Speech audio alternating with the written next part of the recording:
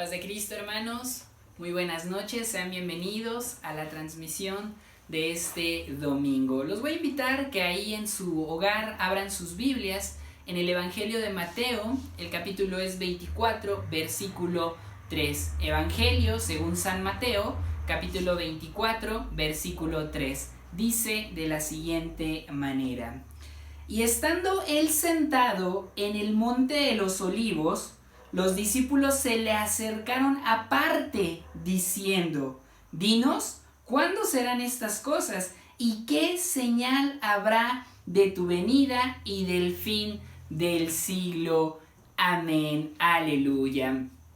Todas las personas, hermanos, alrededor del mundo hemos experimentado esta curiosidad que manifiestan los apóstoles en este pasaje, y de hecho no será la última vez que los apóstoles le pregunten o expresen esta curiosidad a nuestro Señor Jesucristo, ya que una vez que el Señor ha ido a la cruz, ha pagado el precio por nuestra maldad, ha sido depositado en el sepulcro y Él ha resucitado y se le ha aparecido durante algunos días a los discípulos y a otras personas, en el momento en que está a punto de regresar al cielo, los discípulos están reunidos y le vuelven a hacer la misma pregunta: Señor, dinos cuándo serán todas estas cosas, dinos cuándo vas a restituir el reino. Esto aparece en el libro de los Hechos, capítulo 1, versículo 7. Y esto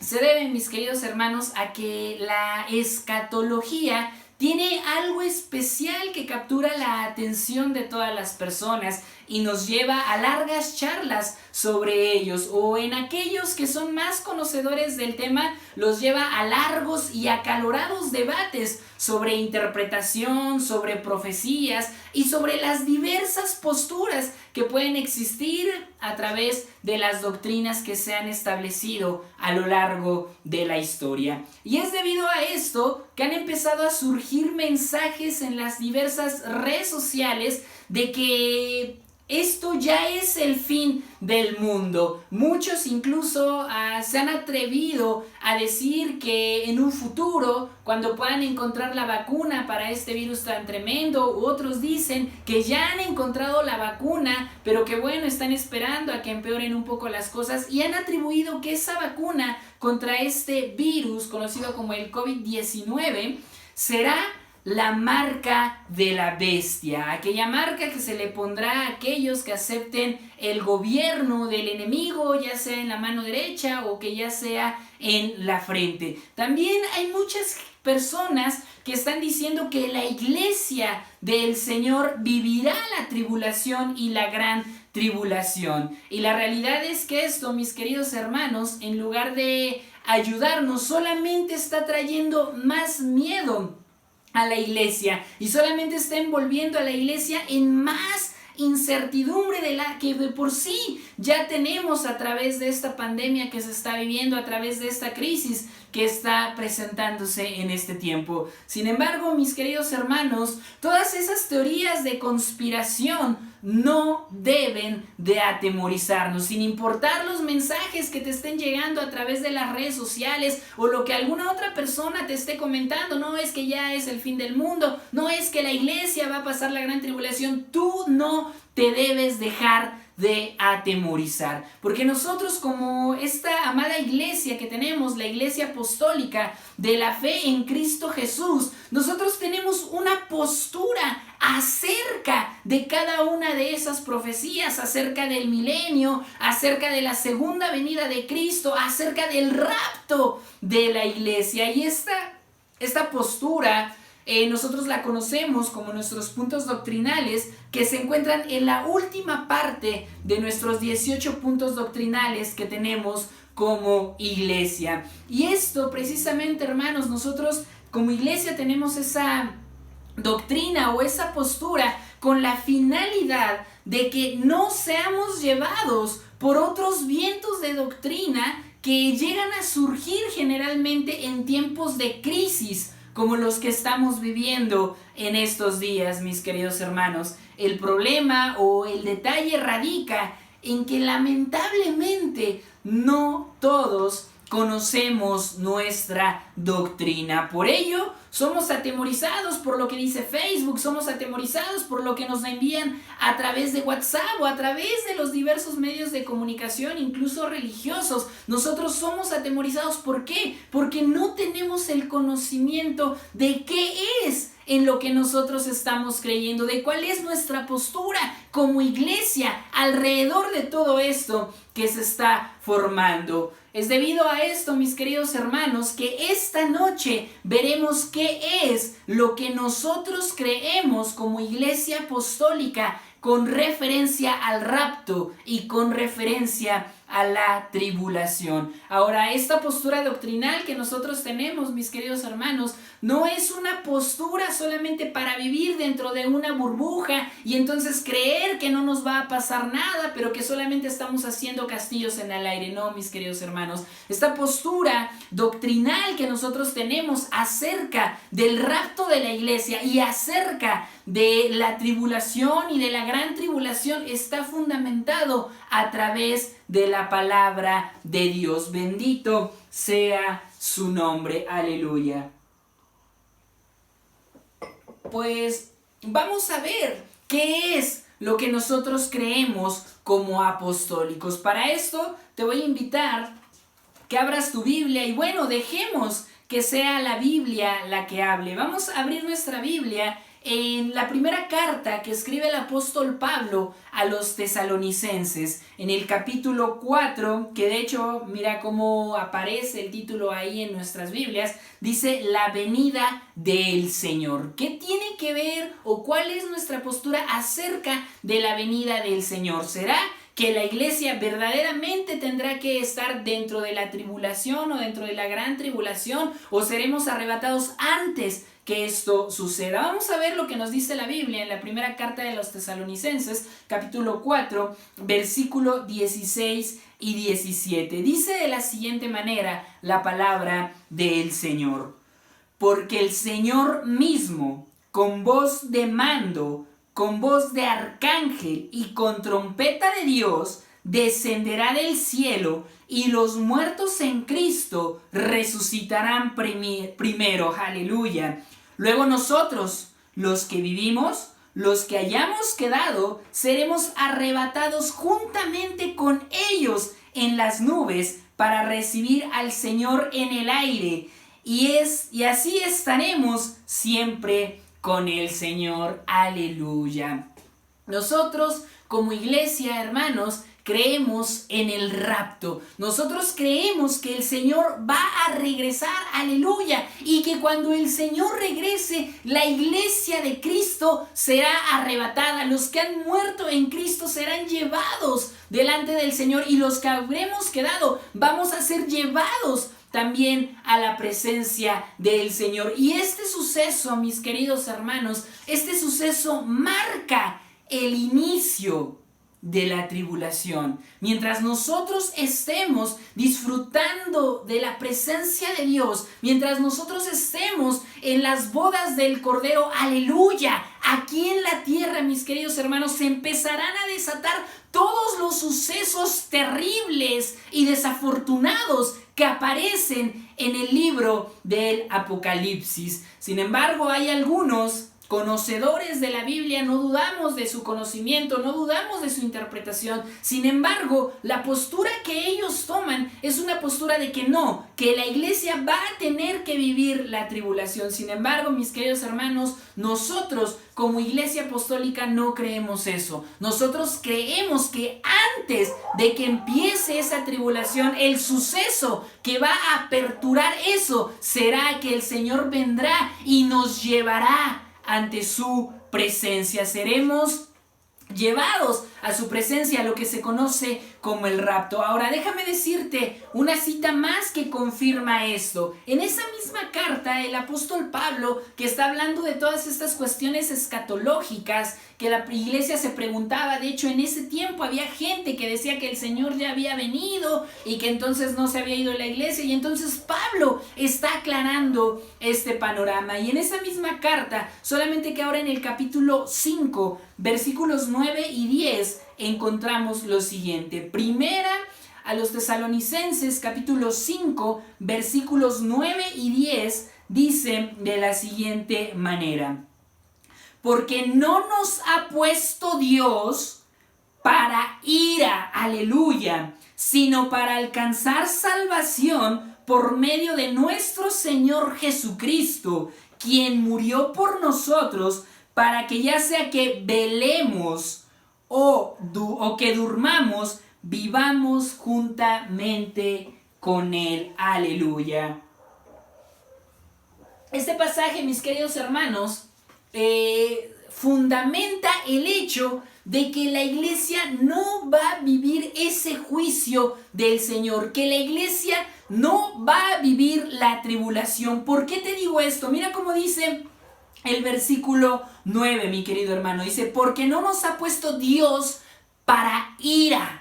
El apóstol Pablo le está hablando a la iglesia que está ubicada en Tesalónica, y el apóstol le está diciendo, bueno, aquellos que dicen que el Señor ya vino están incorrectos, porque el Señor no nos ha puesto para sufrir la ira de Dios. De hecho, el Señor está con nosotros porque sea que vivamos o sea que durmamos en Cristo, vamos a estar juntamente con Él, iglesia.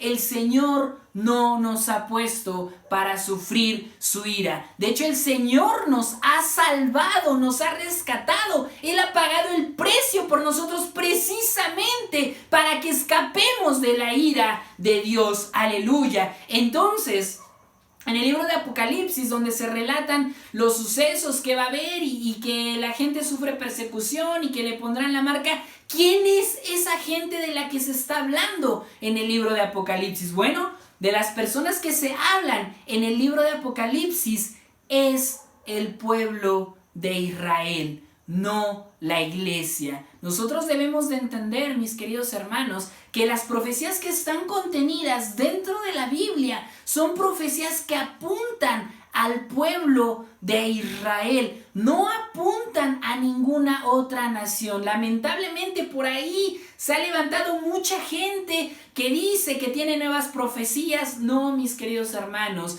¿creemos en la profecía? Sí. ¿La profecía existe actualmente? Sí. ¿Hay profetas? Sí hay profetas. Pero no pueden ellos profetizar acerca del destino de las naciones, porque las profecías ya fueron cerradas en nuestra Biblia, mis queridos hermanos. Es como decir, híjole, no, es que a Dios se le salió de las manos y entonces se le olvidó poner esto. No, mis queridos hermanos, nosotros debemos de estar conscientes de que Dios tiene el conocimiento de todas las cosas y que Él tiene el control también de ellas, y no hay algo que esté fuera de sus manos. Por eso es que aquellos que profetizan a las naciones o acerca de esta nación o de la otra nación, mira, mi querido hermano, no te dejes engañar.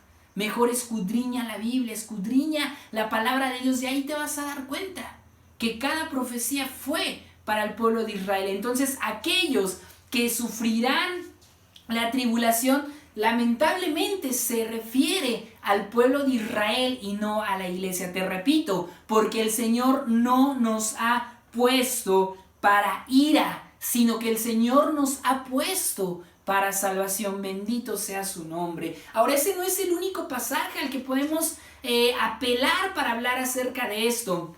Podemos darnos cuenta cómo a través de las páginas de la Biblia el Señor ha pronunciado otros juicios en otros tiempos. Podemos regresar al libro de Génesis y encontrar que ahí hubo juicios. ¿Qué decir acerca de aquel momento en el que el Señor mira a la tierra, se da cuenta de la maldad de los hombres y entonces Él determina acabar con su obra, acabar con la creación? Estamos hablando de los tiempos de Noé. Pero resulta interesante, mi querido hermano, que una vez que el Señor habla acerca de todo el panorama que está viendo en la tierra, dice la Escritura ya en Génesis capítulo 6, versículo 8, dice, y Noé halló gracia delante de los ojos del Señor. Aleluya. ¿Qué nos quiere decir esto, hermanos? Que aunque estaba la maldad, que aunque Dios había determinado un juicio, Él miró a un hombre justo, Él miró a un hombre piadoso, y entonces por amor a ese hombre lo salvó de ese juicio. Y tú puedes ver la historia cómo continúa, que entonces el Señor se le aparece a Noé y le dice: hazte un arca de gofer y te voy a dar las medidas, y entonces me pondrás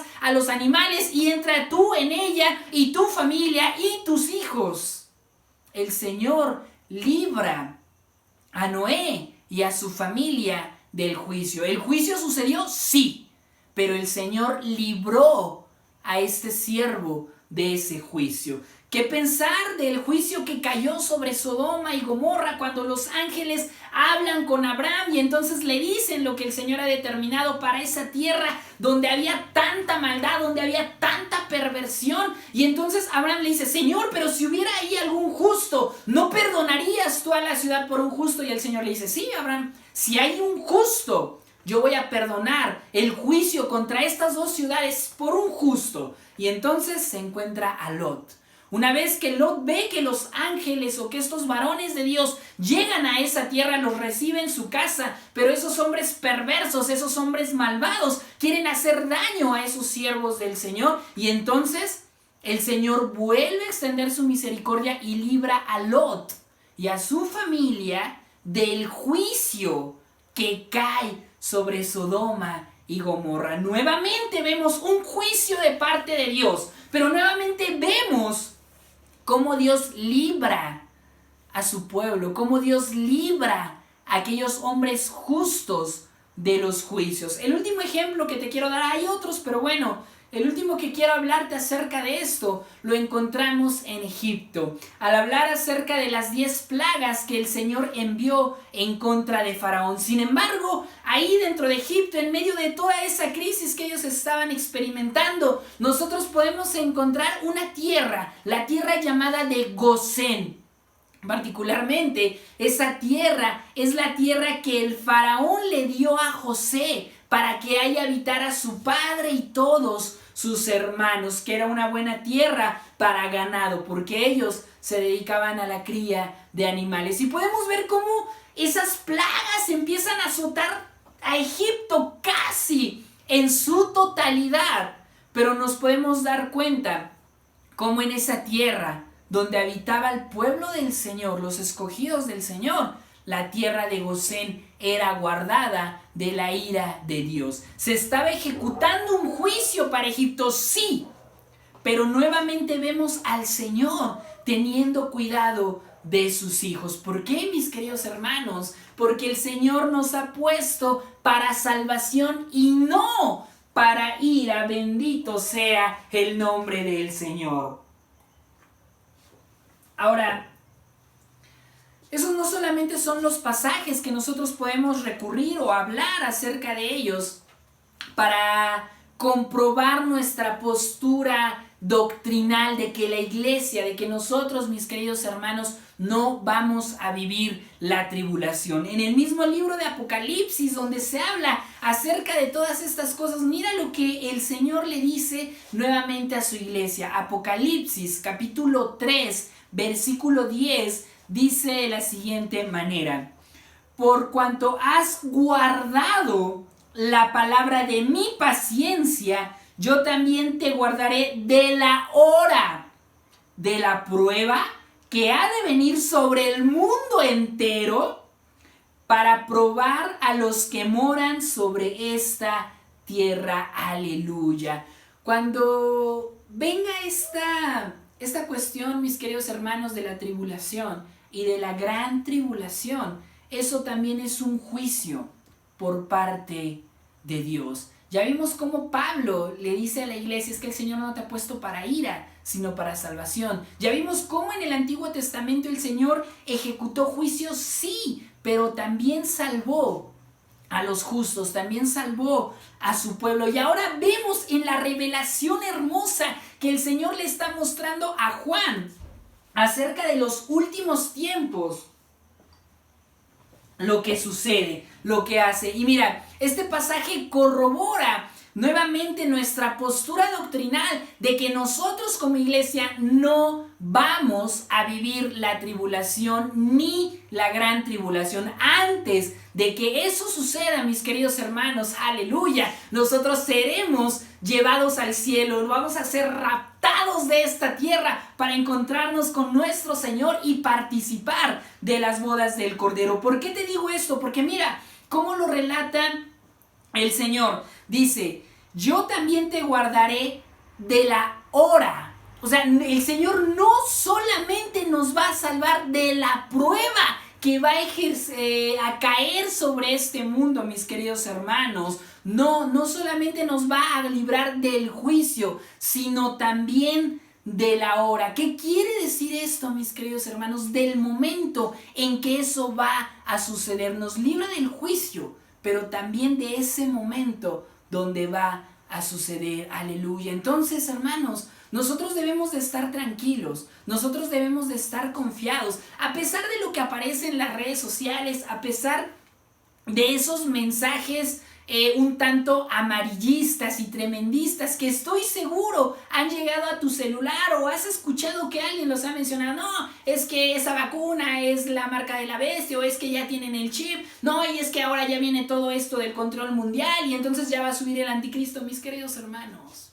cuando eso suceda, nosotros ya no estaremos aquí. Nosotros ya vamos a estar delante de la presencia del Señor. Nosotros vamos a estar disfrutando de las bodas del Cordero, porque el Señor mismo nos va a guardar de la hora de todas esas cosas terribles. Por eso, no te dejes amedrentar, no te dejes torturar, no dejes que robe tu paz esas ideas que se están diseminando en este tiempo, mis queridos hermanos. Sin embargo, eso es algo real, mis queridos hermanos. Eso es algo que va a suceder. Todo lo que está contenido en la palabra del Señor son palabras que se van a tener que cumplir tarde que temprano dentro de la humanidad. Sin embargo, es interesante que una vez que los discípulos, mis queridos hermanos, le preguntan a Jesús acerca de cuándo van a suceder estas cosas y qué señales habrá del fin, bueno, el Señor les habla acerca de esto,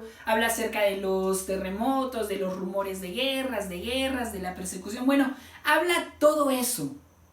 Pero inmediatamente después de que les habla todo eso, en el capítulo 25 del Evangelio de Mateo, inicia ese capítulo con una parábola que se conoce como la parábola de las 10 vírgenes. Ya hemos escuchado acerca de esa parábola, ya se nos ha predicado acerca de la parábola de las 10 vírgenes, pero resulta interesante que una vez que el Señor les dice o les revela a grandes rasgos lo que va a suceder al final del tiempo, que el Señor hable acerca de esta parábola. Y mira lo que dice esa parábola, es el Evangelio de Mateo, capítulo 25, versículo 13.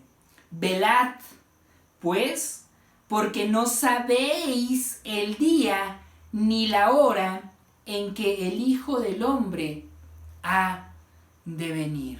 En otras palabras, mis queridos hermanos, el Señor le dice a sus discípulos, miren, está bien que les interesen las cuestiones escatológicas, está bien que se quieran informar acerca de esto, pero miren, lo importante no es que ustedes sepan estas cosas, lo importante es que ustedes estén listos, es que ustedes estén preparados para cuando eso suceda, para que sean librados de ese momento.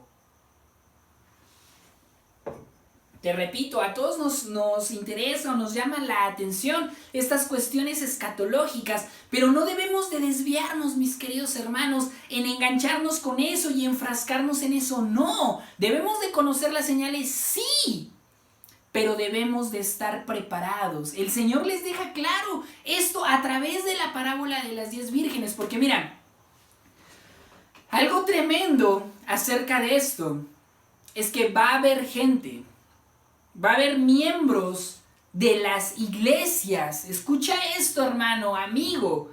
Va a haber gente que aparentemente va a creer que se va a salvar, pero no va a suceder de esa manera. Mira lo que encontramos en esa parábola de las 10 vírgenes, Mateo capítulo 25, versículos 11 y 12. Dicen de la siguiente manera: después vinieron también las otras vírgenes, diciendo: Señor, Señor, ábrenos. Mas él respondiendo dijo: de cierto os digo que no conozco. Aleluya. La parábola inicia con 10 vírgenes. Nos dice que hay 5 sensatas y 5 insensatas. Las sensatas llevaron aceite porque no sabían cuándo iba a llegar el esposo. Las otras, las 5 insensatas, no estaban preparadas. En otras palabras, mis queridos hermanos, estaban esperando al esposo, sí, gloria a Dios, pero no estaban preparadas. Lamentablemente hay mucha gente en las iglesias que está esperando al Señor, pero no está preparada. No ha puesto aceite en su lámpara. No se ha encargado de la obra del Señor. No sirven a los santos. Hay impiedad en su corazón. Hay falta de compromiso. Lamentablemente, mi querido hermano, esa gente no entrará. Es algo de lo que debemos de estar conscientes. Es algo que debemos de traer a nuestra mente si nosotros estamos preparados. Porque no dudo que estés esperando la venida del Señor. No lo dudo. Pero cabe hacernos la pregunta: ¿estamos preparados para recibir al Señor? Mira estas mujeres insensatas. El esposo tardó en llegar y entonces le pidieron aceite a las otras mujeres. No, denos aceite, que nuestras lámparas se apagan. Hoy, ¿cuánta gente ha vivido de una unción prestada? ¿Cuánta gente ha vivido un evangelio a través de otras personas? Y van y dígame qué dice esto, y ore por mí. No, es gente que no está preparada para entrar. Y el esposo va a venir, iglesia. El esposo, ten por seguro que va a venir. Nuestro Señor va a regresar. Y espero que te encuentre listo. Espero que te encuentre preparado. Porque así como lo relata la parábola, le dirán: Señor, Señor, déjanos entrar.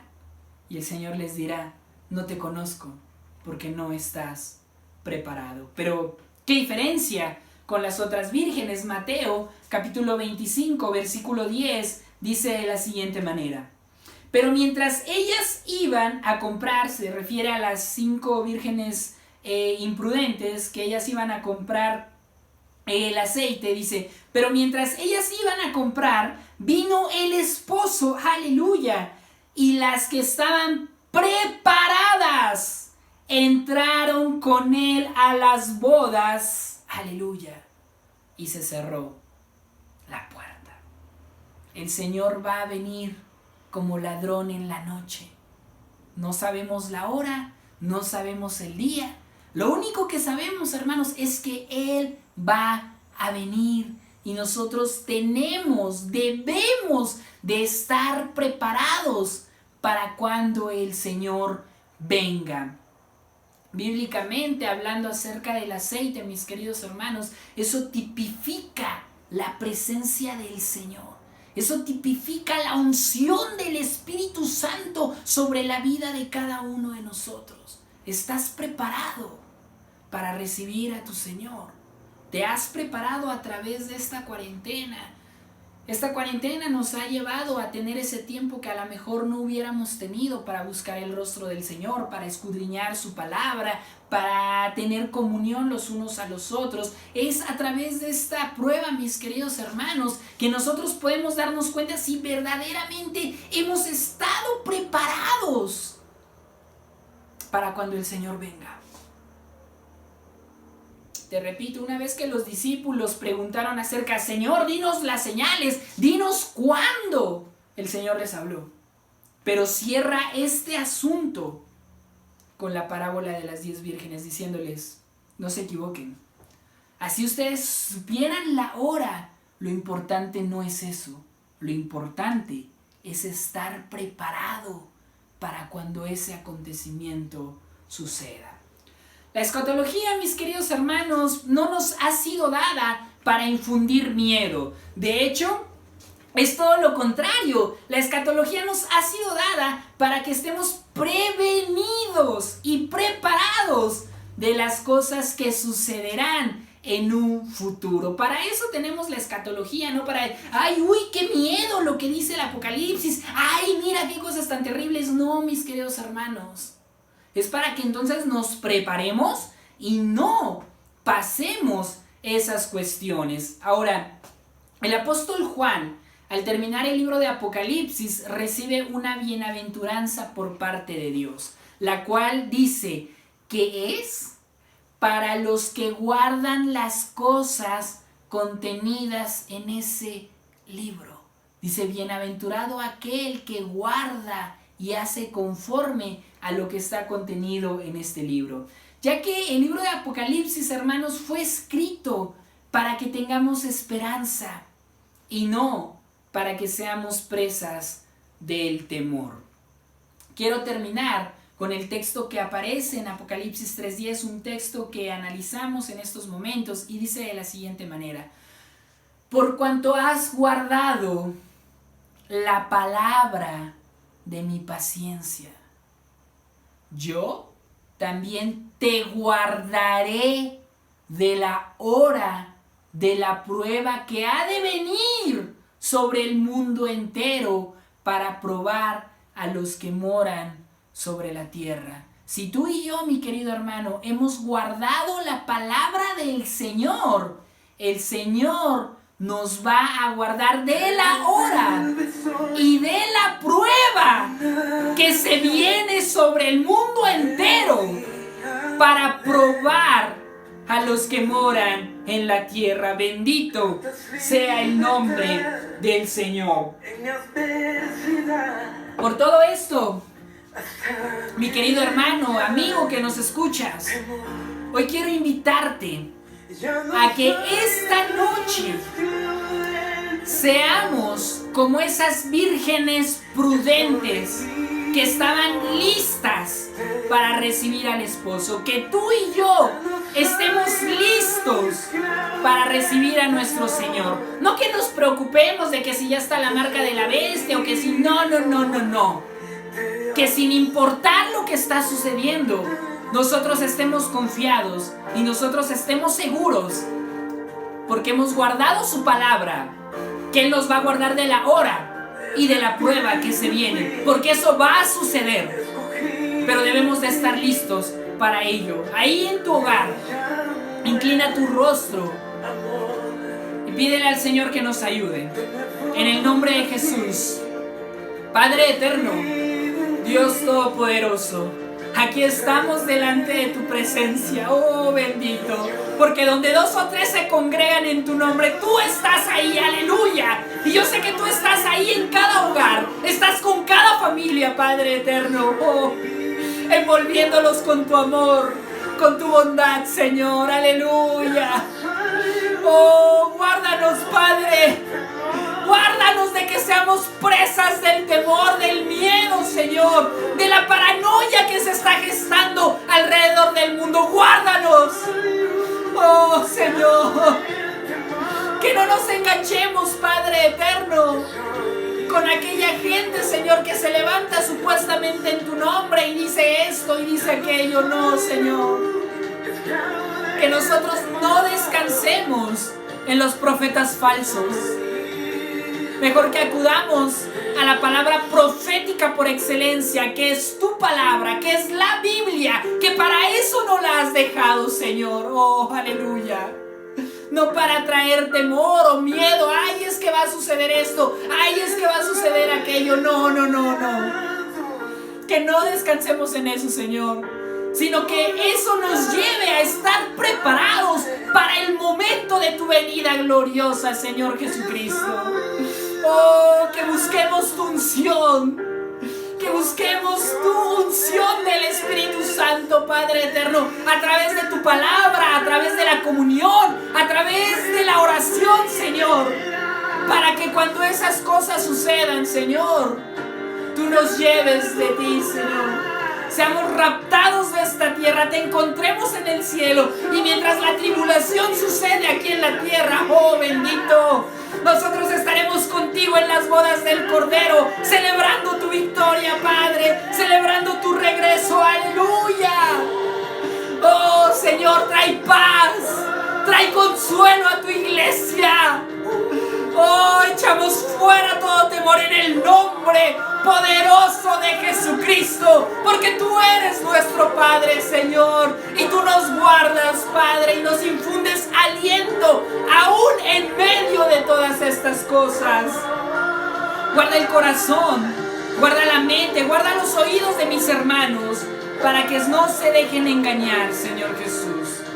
Y si hay alguien que tiene temor por su salvación, Señor, yo te pido que tu Espíritu Santo sople en esta hora, Señor, de tal manera que Él te busque de una manera ferviente y pueda estar preparado para ese momento, que deje de tener temor y mejor, Señor, que se ocupe de tu palabra, porque solamente es a través de guardar tu palabra que tú nos guardarás de la hora y de la prueba que viene a la humanidad.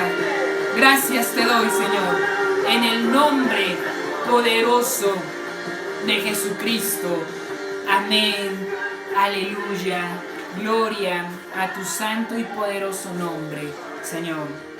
Hermanos, seamos prudentes como esas vírgenes, para que cuando venga nuestro Señor podamos estar junto con Él. Aleluya, bendito sea su santo y poderoso nombre.